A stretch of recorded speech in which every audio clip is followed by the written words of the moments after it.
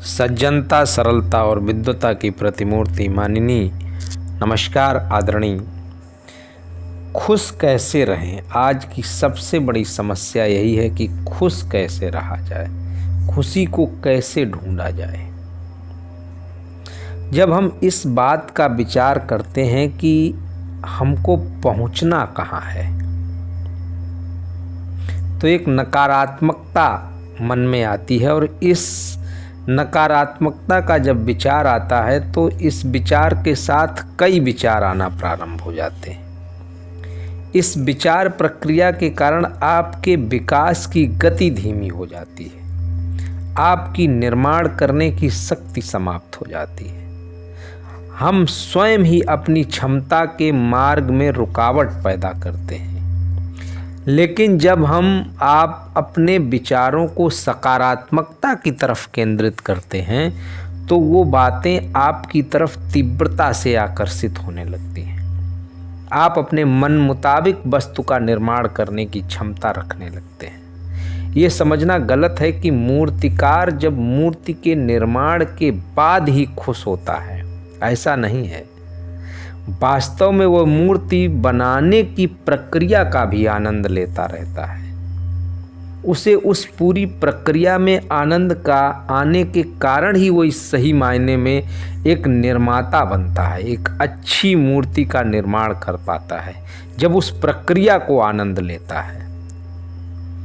हमें भी अपने जीवन में लक्ष्य प्राप्ति के बाद खुश होने के साथ साथ उस यात्रा में भी खुश रहने की कला सीखनी होगी। उस यात्रा में खुश रहने की कला सीखनी चाहिए। हम लोगों को ऐसा कहते हुए देखते हैं कि यदि एक बार संकट आया तो उसके पीछे एक के बाद एक संकट आते रहते हैं। इसी तरह आनंद का प्रवाह शुरू होने पर वो भी ऐसे ही चलता रहता है, एक आनंद के बाद दूसरा आनंद आना प्रारंभ होता है। इसका कारण आकर्षण का नियम है। जब आप आनंदित होते हैं तब उस भावना से वैसी ही भावनाओं को आकर्षित करते हैं। यही बात दुख के साथ लागू होती है।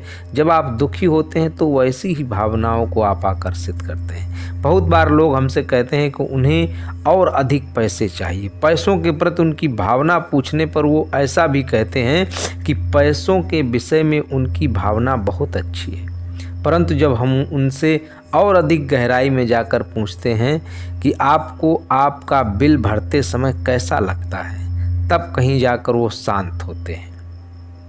अर्थात ऊपरी तौर पर सकारात्मक दिखने वाले लोग भी पैसों के विषय में नकारात्मक भावना ही रखते हैं। यह लोग समृद्धि के स्थान पर अभाव की भावना रखते हैं और समृद्धि की अपेक्षा अभाव की भावना में अधिक जीते हैं। इसका मतलब है कि जब आप जो भी कर रहे हैं उसमें सकारात्मकता के साथ उसको एंजॉय करना है, उसको खुश रखना है, उस यात्रा को एंजॉय करना है। ये जीवन अनमोल है और सिर्फ एक है। थैंक